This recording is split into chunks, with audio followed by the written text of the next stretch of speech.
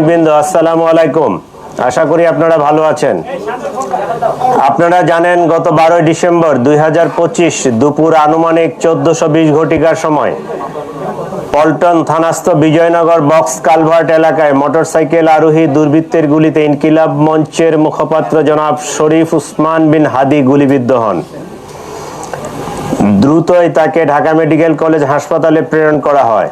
পরবর্তীতে রাজধানীর একটি বেসরকারি হাসপাতাল এভার কেয়ারে ভর্তি করা হয়। পরবর্তীতে উন্নত চিকিৎসার জন্য এয়ার অ্যাম্বুলেন্স যোগে তাকে সিঙ্গাপুরের জেনারেল হাসপাতালে ভর্তি করানো হয়। সেখানে চিকিৎসাধীন অবস্থায় 18 ডিসেম্বর তিনি শাহাদাত বরণ করেন। ইন্না লিল্লাহি ওয়া ইন্না ইলাইহি রাজিউন। আমরা তার বিদেহী আত্মার মাগফিরাত কামনা করি, আল্লাহ তাকে জান্নাত নসিব করুক এবং তার পরিবারকে এই শোক সইবার মতো শক্তি ও সামর্থ্য দিক। এই ঘটনার প্রেক্ষিতে রাজধানীতে পল্টন থানায় একটি নিয়মিত মামলা রুজু হয়, যা পরবর্তীতে হত্যা মামলায় রূপ নেয়। প্রিয় সাংবাদিক ভাই ও বোনেরা, ন্যাক্কারজনক এই ঘটনার পরপরই Dhaka metropolitan police, DB, CTTC, RAB, CID, BGB ঘটনায় জড়িতদের শনাক্ত করে গ্রেফতার করে আইনের আওতায় আনার জন্য কাজ শুরু করে। ঘটনাস্থলে উপস্থিত ব্যক্তিদের দেওয়া তথ্য, সিসিটিভি ফুটেজ বিশ্লেষণ, ওপেন সোর্স ইন্টেলিজেন্স এবং তথ্য প্রযুক্তির সহায়তায় ঘটনার দিনই শুটার ফয়সাল করিম মাসুদ ওরফে দাউদ ওরফে রাহুল এবং তার সহায়তাকারী মোটরসাইকেল চালক মোহাম্মদ আলমগীর শেখকে শনাক্ত করা হয়। তাৎক্ষণিক তাদের গ্রেফতারের জন্য আইন শৃঙ্খলা বাহিনীর একাধিক টিম সাভার, হেমায়েতপুর, আগারগাঁও, নরসিংদীতে অভিযান পরিচালনা করে। ধারাবাহিক অভিযানের অংশ হিসেবে ডিএমপির একটি টিম ময়মনসিংহের হালুয়াঘাটের সীমান্তবর্তী এলাকা পর্যন্ত অভিযান পরিচালনা করে। প্রিয় সাংবাদিক বৃন্দ, আপনারা জানেন এই ঘটনার সাথে জড়িতদের আইনের আওতায় নিয়ে আসার জন্য আমরা যথাসাধ্য চেষ্টা করছি। ইতিমধ্যে সংশ্লিষ্ট মামলাটি নিবিড় তদন্তের জন্য ঢাকা মহানগর গোয়েন্দা পুলিশের নিকট হস্তান্তর করা হয়েছে।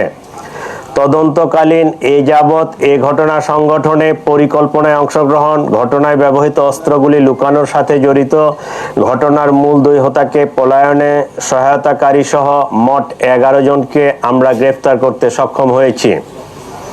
গ্রেফতারকৃতরা হলো হুমায়ুন কবির, ফয়সালের বাবা; হাসি বেগম, ফয়সালের মা; শাহেদা পারভিন সামিয়া, ফয়সালের স্ত্রী; ওয়াহিদ আহমেদ শিপু, ফয়সালের শ্যালক; মারিয়া আক্তার লিমা, তার বান্ধবী; মোহাম্মদ কবির, নুরুজ্জামান নোমানী ওরফে উজ্জ্বল, সিবিয়ন দিও, সঞ্জয় চিসিম, মোহাম্মদ আমিনুল ইসলাম রাজু, আব্দুল মান্নান। এই 11 জনকে আমরা গ্রেফতার করেছি। এই ঘটনায় জব্দকৃত উল্লেখযোগ্য আলামত সমূহ হত্যাকাণ্ডে ব্যবহৃত 2টি বিদেশি পিস্তল, 52 রাউন্ড গুলি, ম্যাগজিন, ছোরা; হত্যাকাণ্ডে ব্যবহৃত মোটরসাইকেল ও ভুয়া নম্বর প্লেট, যে নম্বর প্লেটটি অপারেশনের সময় লাগানো ছিল; ঘটনার সময় ওসমান হাদিকে বহনকারী অটোরিকশা; ঘটনাস্থল থেকে হত্যাকাণ্ডে ব্যবহৃত গুলির খোসা, ভিডিও চিত্র, সিসিটিভি ফুটেজ ও অন্যান্য আলামত; প্রায় 53টি অ্যাকাউন্টের বিপরীতে 218 কোটি টাকার স্বাক্ষরিত চেক। প্রিয় সাংবাদিক বৃন্দ, তদন্তে প্রাপ্ত তথ্য, বিভিন্ন গোয়েন্দা সংস্থার প্রতিবেদন, গ্রেপ্তারকৃতদের দেওয়া জবানবন্দি পর্যালোচনা করলে দেখা যায় ফয়সাল ও আলমগীর ঘটনার পরপরই ঢাকা হতে সিএনজি করে আমিনবাজারে যায়। পরবর্তীতে তারা মানিকগঞ্জের কালামপুর যায়। সেখান থেকে পূর্ব পরিকল্পনা অনুযায়ী একটি প্রাইভেট কারে করে ময়মনসিংহের হালুয়াঘাটে পৌঁছে। ঘটনাটি তাদের পূর্ব পরিকল্পিত ছিল। এই জন্য আসামিদেরকে চিহ্নিত করার পূর্বেই তারা সীমান্ত পাড়ি দিতে সক্ষম হয়। হালুয়াঘাটের পূর্বে মুন ফিলিং স্টেশনে জনৈক ফিলিপ এবং সঞ্জয় তাদেরকে গ্রহণ করার জন্য অপেক্ষা করতে থাকে। ফিলিপ তাকে সীমান্ত পার করে ভারতের মেঘালয় রাজ্যে জনৈক পুত্তির নিকট হস্তান্তর করে। পুত্তি এক ট্যাক্সি ড্রাইভার স্বামীর কাছে তাদেরকে হস্তান্তর করে। স্বামী মেঘালয় রাজ্যের তুরা নামক একটি শহর আছে, সেই শহরে তাদেরকে পৌঁছে দেয়।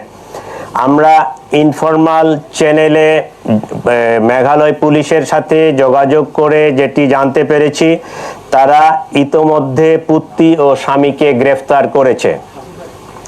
আমরা সন্দেহ করি আসামিদ্বয় অবৈধ পথে সীমান্ত পাড়ি দিয়েছেন। এই ঘটনার সাথে বিভিন্নভাবে জড়িত থাকার কথা স্বীকার করে গ্রেপ্তারকৃতদের মধ্যে 6 জন স্বীকারোক্তিমূলক জবানবন্দি প্রদান করেছেন এবং 4 জন সাক্ষী তারাও 164 ধারায় সাক্ষ্য প্রদান করেছেন। প্রিয় সাংবাদিকবৃন্দ, চাঞ্চল্যকর এই ঘটনায় রুজুকৃত মামলাটি অত্যন্ত গুরুত্বের সাথে আমরা তদন্ত করছি। গ্রেপ্তারকৃতদের কাছে পাওয়া তথ্য, সাক্ষীদের জবানবন্দি, উদ্ধারকৃত আলামত পর্যালোচনা ও সার্বিক বিবেচনায় মামলাটির তদন্ত শেষ পর্যায়ে রয়েছে। আগামী 7 থেকে 10 দিনের মধ্যে আমরা চার্জশিট প্রদান করতে সক্ষম হব ইনশাআল্লাহ। সরকার ইতোমধ্যে দ্রুত বিচার ট্রাইব্যুনালে মামলাটি নিষ্পত্তি করার ঘোষণা দিয়েছে। সেই লক্ষ্যে আমরা কাজ করছি। এই জন্য এই জঘন্য ঘটনার ন্যায় বিচার নিশ্চিত করতে রাষ্ট্রের পক্ষ থেকে, আমাদের পক্ষ থেকে সর্বোচ্চ প্রচেষ্টা অব্যাহত রয়েছে। আপনাদের সবাইকে আমি আন্তরিক ধন্যবাদ এবং নববর্ষের শুভেচ্ছা জানাচ্ছি। এ পর্যায়ে আপনাদের যদি কিছু